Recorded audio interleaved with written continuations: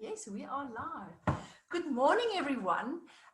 It's Karen Visser here from BioLink Attention Training, head office in Bloemfontein. And as you saw, we've got a very special guest, Sunel Biman, with us. And yeah, there she is. She's nice and formal, and I'm in my tracksuit today. It's my off day today. She looks very proud. So, you know, as everyone knows, Sunel is our guest speaker actually for the month. And I know Sunel, like I said to you guys, she'll share a story when she does a full webinar, but we actually grew up as neighbors. And we didn't even really, I couldn't remember it, Marlies could remember, but we were actually neighbors and grew up in Bloemfontein. And now at this stage, we met each other because my Laat Lammetjie and her daughter is in the same school. So that's how we met each other. She's also really, I trust Sunel, who means so much to me with my kids. And that's the main thing with us when we do this coffee talks, is to connect people. I always like to connect people with people that I know what really helped me, people that help me, and you know, not just help and then leave. Sunel is very part of our lives because, as a lot of you know, we've got a son that's autistic.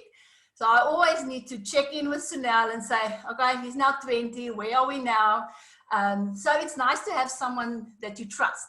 And what we saw is, and that's why I wanted to talk to Sunel, is that and I know everyone is sick and tired of COVID, they are.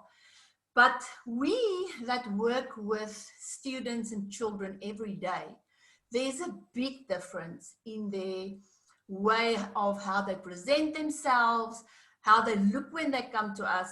And Sunel said something that really triggered me, is that we are so fixated on all the physical things that are wrong that we neglect the emotional things. And that's what we saw. So that's why we decided this whole month we want to talk about anxiety, because I mean, Sunel, we don't want to put a label to that. It's just they are insecure.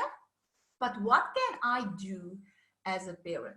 So I've got some questions, and Sunel has got a world of wisdom. So Sunel, I'm going to stop talking now and go through some questions, and we are excited to have you with us. Okay.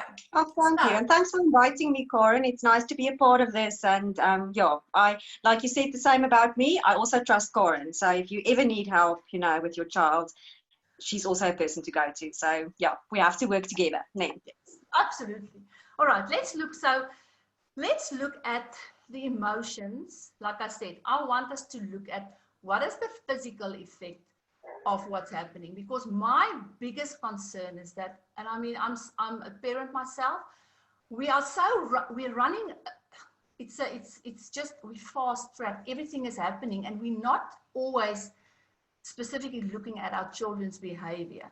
So what are the emotions, what's the things that we see with COVID happening now? And remember, Sunel is going to talk about our smaller kids, but also with our teens and adults. So Sunel, eager to hear. Thank you. So yes, the emotional concerns, it's pretty much the same for adults as well as the children. So that's the one thing that we've noticed, is that there are basic emotions that every human being is experiencing. The main emotions are fear. And I'll speak a bit more about the fear that the smaller children have, the specific fears, and then anxiety. And both of these are, if we had to tell kids, we would say these are scared emotions. I'm scared of something. And then the other thing is uncertainty. And for kids as well as adults, being uncertain is not something we like. So I see with my little one, like you said, our kids are in the class together, and she's now 7 years old. She's turning 8 tomorrow. So, but for today's purpose, she's still 7. But I see the uncertainty in her, you know, questions that she asks me. When is COVID going to be over? You know, and these are things that we can't answer.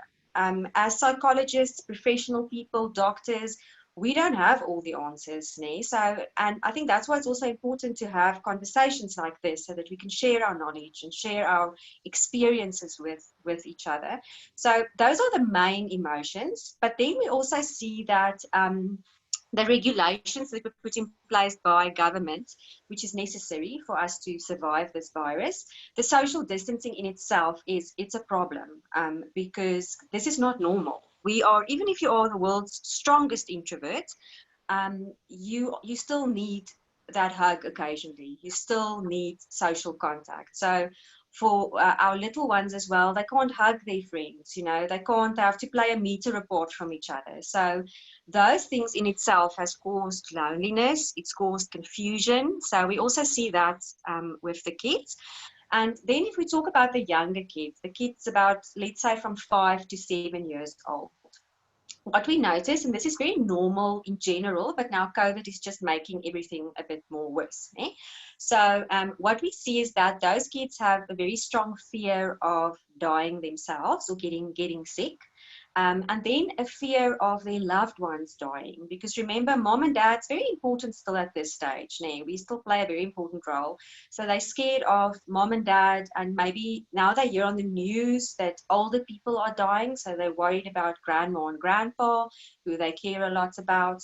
Or if they know that somebody is already sick or suffering from another medical condition, they would be anxious about that, you know, so that they would be very anxious about the loved ones in their life as well.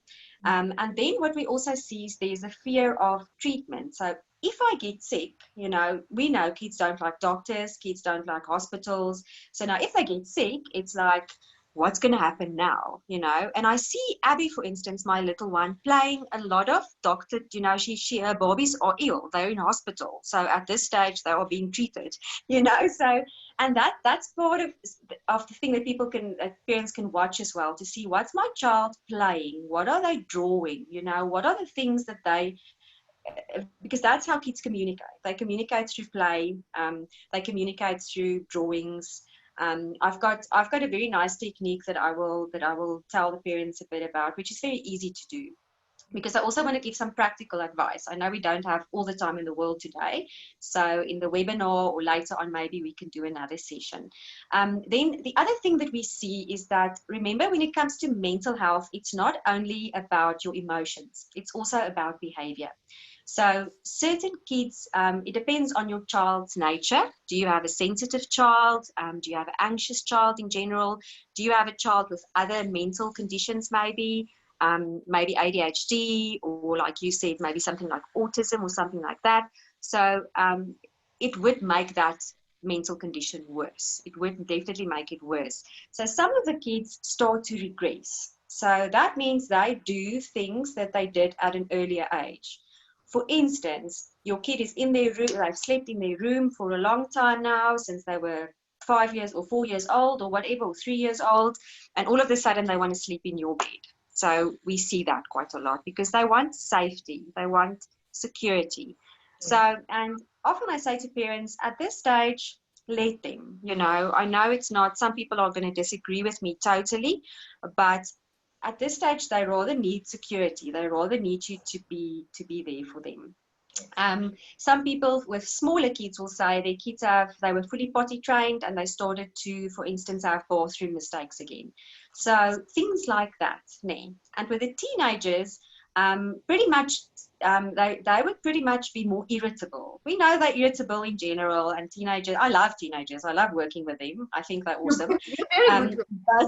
But we all know they are sort of irritable, you know, that nose thing they do, and they sort of like, you know, but the kids are more irritable than usual, and the not having contact with their peers is playing a big role for them. So that is just something I've noticed with the older kids, because I work a lot with kids 12 and up. So that is something I've noticed with them specifically. So if somebody's listening that has an older child as well.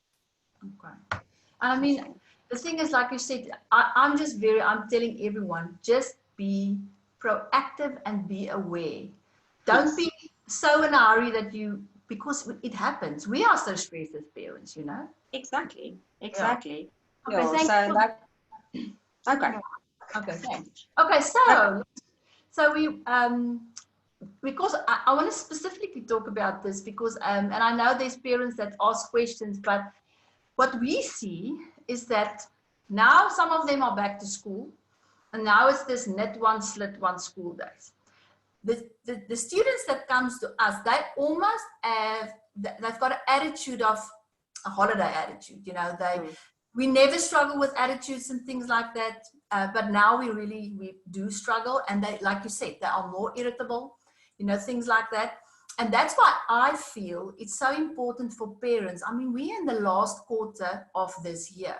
Next year is going to be another can of worms that we will have to deal with. But I mean, there's things that we need to start doing as parents now. And that's actually what the message I want to get out is that because there's not so much structure at schools, you know, we need it at home. Would you agree? We must be stricter as parents just to keep them on the track. Yeah, there must specifically be, you know, like bedtime routines. You know, some parents have just slipped up on that. They've not slipped up. I think some parents just get like over it. You know, they're like, I've tried to get you in bed. Now it's my, you know. So we are parents. We know. You sometimes just sort of think, okay, let this just slide. I'll deal with this later, ne? Yeah. And then later comes, and then unfortunately, then it is a problem. So it's definitely important that you try to stick to meal times, ne? So that you try to stick to bedtimes, and that there are specific time for homework and a specific space where they do their homework. Because now you see a lot of people have turned their dining rooms into, I mean, at some point our dining room table, we couldn't eat there because it looked like a school, you know. I literally had the maths and the English and because the homework is a lot. I mean, I'm not a teacher. No. I know. I take my hats off for teachers. I mean, really. People often ask how can I be a psychologist? This must be difficult. And then I'm like, you know, and when I saw the teachers and what they do, or realized now what the teachers do, I was like, thank heavens I'm not a teacher, you know. So I really take my hat off and say thank you. The teachers need to be paid a lot more, actually. Absolutely. So, but yeah, just to get back to the question. So definitely there needs to be a routine. So, and what we've seen, and I see this with kids of all ages, is that there need to be a place that's not the dining room table, that this is the place where we work. This is the place where we study. So this is what I taught to students as well when I used to work at varsity, is that your bed is not your place where you study. Your bed is your place where you sleep and you relax. So if it's possible for parents to create a little space, and even if it's just a little table and a chair, or to, you know, somewhere create a space where that the child knows, now I'm busy with schoolwork, you know. And you must check your child. Some kids can concentrate for longer than others, so giving them breaks is important. But yeah, trying to a flexible routine, because we all know that it's, you know, sometimes difficult. I mean, you're doing a session like this and then the dog comes in, or, you know, your kid is behind you waving at everybody or whatever. So I know it's difficult, especially for the parents that are working from home. But to also tell their kids these boundaries. When my little one knew when I came into my home office, I'm working. She mustn't come and ask, or, you know, so all those, to set boundaries with your children is extremely important. Yeah. But I just want to get back to something else.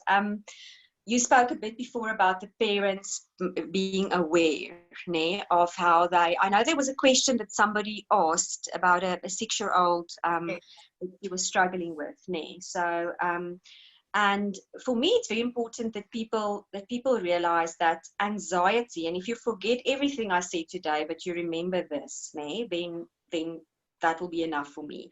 But anxiety, and any emotion for that matter, but let's focus more on the anxiety, that is more contagious than any disease out there or any virus out there.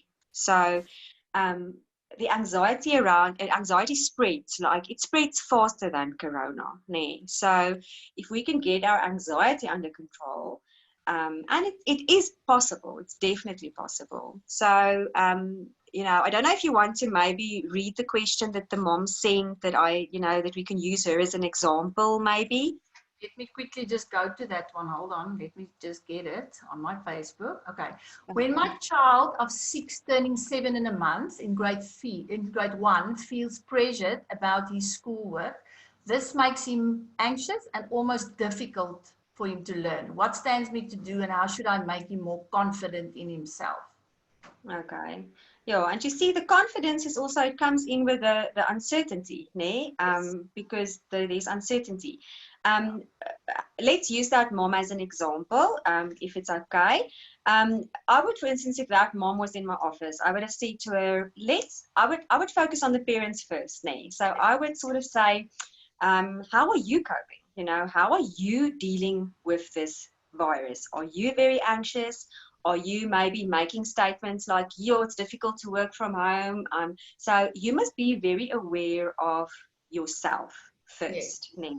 And many parents, as soon as you say that to them, as soon as you say you have to make time for yourself, and I mean, I'm a mom myself, you're a mom, as soon as people say that, you're like, you roll your eyes and you're like, where am I going to find time for myself? I can't even go to the bathroom alone, type of thing. So, and then I say to parents, luckily, the things that I teach them, and that I believe many other psychologists or therapists teach, are things that it's just being mindful. So it's things you're already doing. It's breathing, it's looking up at the sky. It's things that you're already doing, but you just do it in a bit of a different way. You do it in a more mindful way. So to this mom, I would first check if she's okay, because if she's not okay, her child is not going to be okay. Because like I said, the anxiety or the fear or whatever you want to call it is contagious. So your child, they are like sponges. They just absorb, what you put out there. And in a lot of... Yeah, and I'm sorry to interrupt you. Don't you see that they are watching us much more than we are realizing, especially now? Very closely. And I noticed the other day I was sitting, and I don't know if I was that maybe deep in thought, and I saw my little one looking at me, but really looking at me like concerned, like, why is mommy looking, I don't know if what I was focusing on, but it was obviously not something positive, but I could see that she was checking me. She was like, why? And she keeps coming asking, oh, am I okay? Or is her dad okay? Or if we sneeze, what now? So I definitely see the kids are watching us. So it's very important that you as a parent have coping skills and have and I mean, we can do a whole session on that about the skills at some point if you want to. Yes. But, so there's definitely, we see with the parents that if they're not okay, the child's not going to be okay. So whatever helps the parent to, if you are used to exercising, and if you're used to just having a bit of me time, try and bring it in some way. But like I said, the mindful skills are things like breathing and things we're already doing. So it's not going to take up any extra time. So that would be the first thing I would say to this mom is try to figure out how you are doing. Because as moms, we often place ourselves last. Our cups will be totally empty, and then we try to fill our child's cup and we can't. So we think we can, that last drop that you're sort of trying to get out there, Because we're not allowed to struggle at all. We Exactly. So at this age, at 5 and 7, our kids still think we are awesome, Yeah. So we must actually enjoy it while it lasts, Yes. But unfortunately, it has its downside as well. So, and then what I would tell this mom is try to figure out what your child is scared of. So literally go and sit down with your child. And what I do often in therapy when I work with kids, and I mean, what kid doesn't love Smarties, unless they're allergic or can't eat it or whatever. But you can take any type of thing with different colors, but let's take Smarties as an example. So I will have a Smartie box, and I will say, okay, every time for instance, so they would close their eyes and they would then pick a Smartie. So when they pick a red one, for instance, I would say red is the anger one. So what makes you angry? And then both me and them have to answer questions. So both the parent and the child answers questions. And then the blue one can be what makes you sad, and the purple one can be what makes you scared. It almost makes me think of that movie Inside Out. I think that's a wonderful movie, and I think parents and kids, if you haven't seen it already, that's sort of like watch it together. It's good for us as well as them. And there was a lot of psychological research done on that specific movie, which shows that it has a lot of valid points in it. So by playing that game with your child, also of course happy, yellow can be happy, or pink can be happy. So not just the negative emotions, also the positive ones. But in that way, it's a game. So you're sort of playing with your child and you're eating Smarties and you're figuring out what's going on in your child's life. You will know, most parents will know how to approach their child, or when is a time when they can, maybe they would know their child draws their emotions or whatever. So become aware of what your child is experiencing. And then if, for instance, now her little one struggles to concentrate or whatever, it's maybe because he's anxious, it's maybe because he's bored and he misses structure. So she can sort of find clues by playing with him and having a bit of a smarty game with him. And then after she's done that, you have to then validate that emotion. So to tell them, you know what, it's not, it is allowed to, it's not wrong, it's allowed to be, you're allowed to be anxious, because our kids think they don't want to worry us, they don't want to upset us, so they sort of keep quiet, or they see we are upset about finances or whatever, and some kids would keep quiet and think I'm not going to stir anymore, so it's important then for you to validate and to say it's okay to be anxious, but we're going to make a plan. And because we always have to give our kids hope. We always have to, if my little one says to me, she's worried about something, I would listen first and say that, Mommy, can hear that you're really worried about this. And I can hear that this is really upsetting you, whether it's a friend or whatever.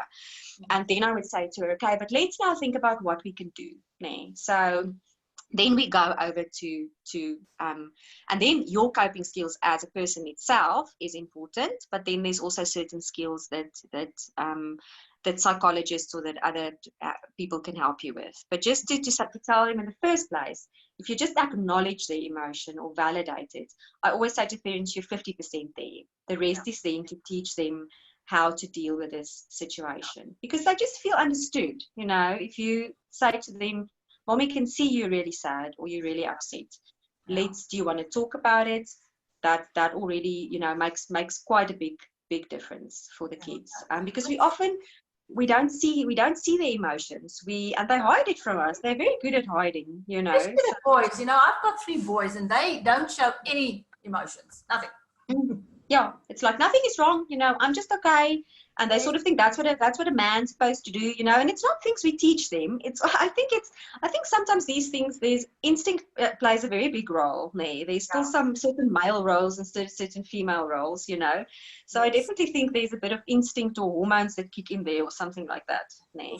So I just I wanted to just also to say to this mom that she mustn't blame herself. She mustn't think that she's doing something wrong, I mean, even professional, I don't know what her profession is, but even as a psychologist, I mean, I battled with my own child to get her to concentrate. So this is so new to us. I mean, we've never even been through a war in South Africa. We've been through different, very, very different and difficult stuff, but we've never even been in a war. So I spoke to somebody the other day who lives in the UK, and she said she can see with the older people, when the lockdown started, it was as if they went into war mode. So they knew exactly what to do because, and I mean, these are not very old people because they were in the Second World War.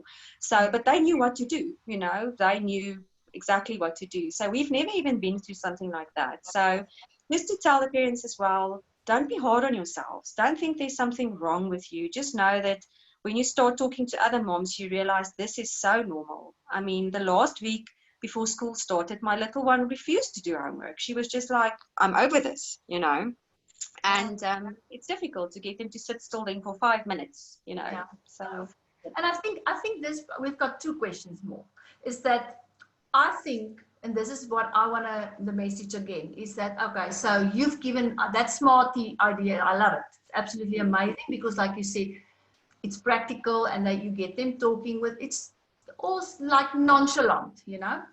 But, so if you are worried as a parent, of course you need to take a step, and maybe you don't have this plans, is to reach out now. So and I think this is the main thing with a lot of parents, is that where do I go first? Do I go to a psychologist, an OT? Where do I go? So, and you had a great answer. So what's your answer? Yeah, as I said to you, it's these areas very often overlap. So you will get some psychologists that focus on, like, I like to work with teens. You will get some that like to work with very small kids, and then you will occupational therapists have also a broad range of skills. You get social workers that do play therapy specifically. They did their masters or their PhD or whatever in that. So you would definitely have different specialists available. And I agree, even if I know how to decide, sometimes I have to also really think, where am I going to refer this person to? And that's why over the years I've built up a few networks. So my answer is basically that go to somebody you trust. So find a person, whether it's another mom or whether it is and maybe that mom has a child with a similar type of problem than yours, or if you trust your GP, there's a lot of great doctors out there. And they would often have their network. So they would know, okay, this person sitting in front of me, I'm going to refer them to that person. So go to a professional that you trust. I would often have people you've contacted me before, and then you, for instance, said to me, you've seen this child at BioLink, and you're not sure where to send this child, and then I will give you maybe a few numbers or some people to try. So go to somebody you trust, but definitely I agree with you. If you see you've now talked to your child, you've reassured them, you're taking care of yourself, you're having a healthy structure, routine, lifestyle, so you're really trying to to do everything right, and it's still not working, and especially if your child has a history of any psychological or mental conditions, I almost want to say then you must take your child, if there's any history of that. Because it's okay. It's okay to ask for help. It's okay. And it's normal. I mean, even, I've had to take my own child to somebody else, so, and then, people would think, oh, but you're the psychologist, you're supposed to have the answers. I don't have all the answers, me. I'm just a mom as well. So, there was one thing. I think you have one more question, I think. Yes, it's a friend of mine, it's actually an OT. She asked, would love to hear more about handling separation anxiety, especially for a little one that's going to grade 1. And like I said, I'm really worried about the grade R's going to grade 1, the one's going to 2, and 3 is going to 4. So, but I think the ones that's on grade R going to grade, there is going to be some hiccups along the way there. Definitely, and I mean, separation anxiety, the other word for it is clinginess, if you want to use the plain English word. But separation anxiety is very common in very young children. So from about the age, it differs again, but let's say roughly from 2 to 4 years old, it's pretty normal. And I have a child, my little one also has separation because she has anxiety. She also has separation anxiety. So I've been through this myself as well as a mommy. But what's very important is, in general, again, so every time I say to people, make sure that, again, routine, having a healthy lifestyle. So that's the basis. That's sort of, for me, the ground, the foundation, is that make sure that your child is sleeping, eating, playing games that stimulate them, that they have outdoor activities, that they don't have too much screen time. So first of all, just having a healthy, balanced lifestyle. And then when it comes to the separation anxiety, to start to prepare them. And again, there's sort of a game that you can play with your child. So you can play hide and seek. I mean, most kids love hide and seek. So you can play hide and seek, and even if you see your little one's whole body sticking out, from under the couch, you can set a timer and for yourself and try and look for them as long as possible, and be out of the room so that they don't see you and all of that. So you can set a timer, and then after, say, for instance, a minute, you find them, and then you set the timer for 2 minutes and you play again. And when you are seeking them, then you can make the time a bit longer every time. So, and in that way, you show them that even if I am away, I come back again.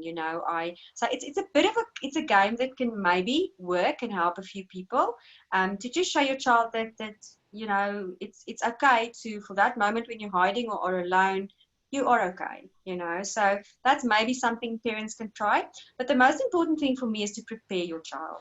So to say to your child, when, for instance, when our kids had to go back to school, what was so nice is the school sent out exact, yeah, they said to us, this is how things are going to happen. So From I took out Abby. of the car, that was amazing. From That's rolling down the window, exactly, because my son is like your daughter. They want to know, you know. They want details. Yeah, they will ask you details. My little one often says, Mommy, I like details. And then I know, you know, but so definitely to say to them, you know, this is how it's gonna work, you know, like you said, from rolling down the window to give them exact details. And I usually start a day or two before, you know, so I start a bit before, but I mean, some of the parents can start even earlier to prepare their kids for what's going to happen and how it's going to be, you know, from wearing the masks and all of that. So just preparing them, and also then at this stage, trying to stimulate them, to get them into a bit of a routine to say, okay, for these 15 minutes or so, we're going to sit and draw, you know, and I know the boys don't all like drawing or doing stuff like that, but maybe to get them some activities just to help them focus a bit for a few minutes. So again, build that into your daily routine. And then the other thing is when it comes to separation anxiety is what also can work well at this stage is, for instance, when you go grocery shopping, you can tell your little one, Mommy's going grocery shopping. I mean, we usually don't take them along because they just want everything they see, or they get bored or whatever. So, but you can sit with them with a list and say, okay, come and help Mommy with the list. And then you can show them, oh, Mommy, I have to buy, so for instance, you have to buy something that's going to take a while. You're going to stand in a row or whatever. So you tell them this may take longer. So if they can read the time, you can give them maybe a clock or something they can watch, or a timer that goes off, and you can tell them, I'm probably going to be away an hour. But there is a chance, we have to make our children aware that uncertainty and change is part of our lives. Yes. So to tell them that there is a chance that Mommy may be a bit later. So don't worry when that happens, or I will come back, you know. And then if you come back a bit later and you see that your child really they handled it, you can decide if you maybe want to reward them in a specific way, you know. And the reward can be anything from a sweetie to let's watch a movie together, or let's play a game together, or anything like that. So they can decide what reward they may be, you know. You'll know your child, you'll know what your child would want. So to reward them for that behavior, because then they also see, okay, you know, and to also to praise them, to be like, wow, Mommy is so proud because I see that. And because they would often say, I waited for you, you know, and then you feel so guilty. And then they have to learn that life is unpredictable. And I think if one thing Corona has taught us, it's that life is unpredictable. We don't know what's happening from the one moment to the next. So when it comes to the separation anxiety, just a lot of preparation is very important, you know, when it comes to coping with that. Yeah, okay, thank you. Last one. So we talked about all the negative stuff and all the stuff and I can speak from experience as well, is that COVID, and I think I'm turning 50 next year. I'm still much older than you, Chanel, but... No, you don't look 50, eh? She doesn't look 50, nee. It's my last lammetjie. Yeah, they keep it young, nee. It wasn't all negative. A lot of people came, my own husband, there's things that we realize. I've got friends that totally, you know, it's not all negative. There was also positive things as well. So let's just end up with, I want us to end with something positive. On a positive note, yes. I think what I've realized also with myself and my patients as well is that a lot of couples got closer. A lot of families got closer because all of a sudden now you can't go in your own way, you know, drive off and go any place you want to any time.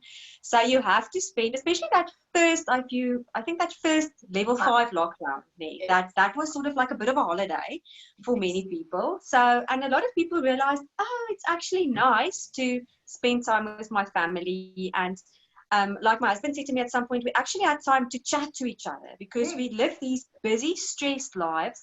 And what I saw with the kids as well is even our kids, their stress were less. So it was really as if you could just see that their stress levels were a lot, it was a lot better. And one of my friends who went to a farm during the lockdown said that her kids played outside the whole time, and she looked at them and she thought, you know what, this is actually what life should be about. So I think a lot of people went and reevaluated their lifestyle. I, for instance, said to my husband at some point at the end of that level 5, I said to him, I'm still going to work hard, I'm still going to put extra effort in, but I'm not going to work as hard as those late hours as I used to. So I think a lot of people reevaluated and decided, I'm going to make some changes, positive changes in their lives. And it's really brought my experience, it's brought more people together than it has pulled them apart, So I know there's other stories as well, but I definitely think it brought families together, and kids spend time with their parents, and that's actually what they need, especially this age between 5 and 7. Yeah. It's like Abby said to me at one point, "You're my best lockdown friend," So I was like, "Yay!" It's me, So.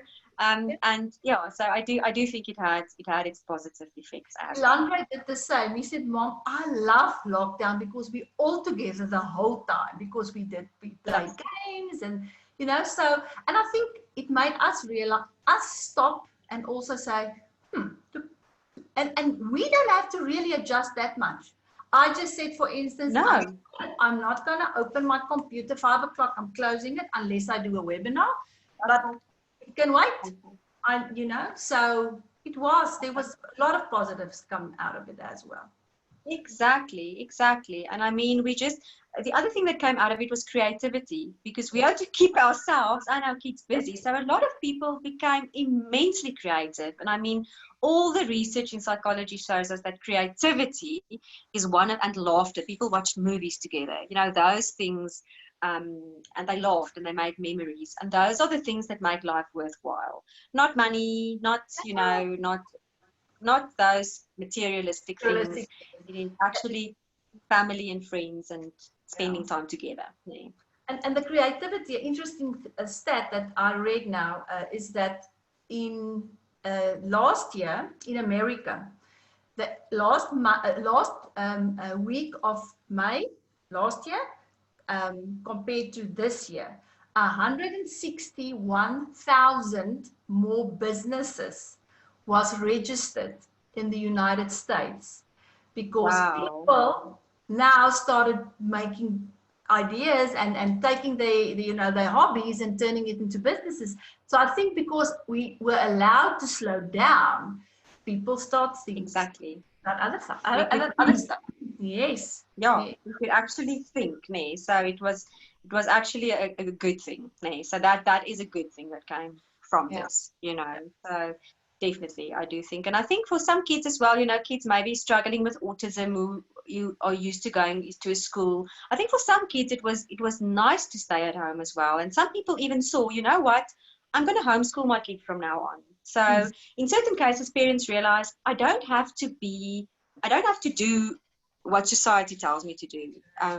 I can do things in a different way. Yes, exactly. So I think it's really taught us a lot of lessons. And yeah, we still have a way to go, but I always say if we have hope, we can, if we have hope and are joined together and help each other like this, we can make it work. Well, Sunel, thank you so much. It was a lovely chat, and we are looking forward to our more structured webinar next week. So I will put all the links in there. Now you guys don't have to worry. That's going to be more in a webinar format.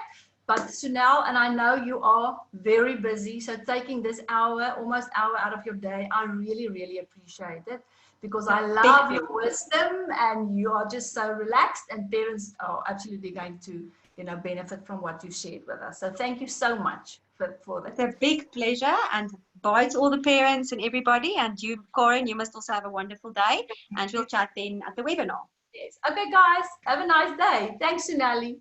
Bye. Bye.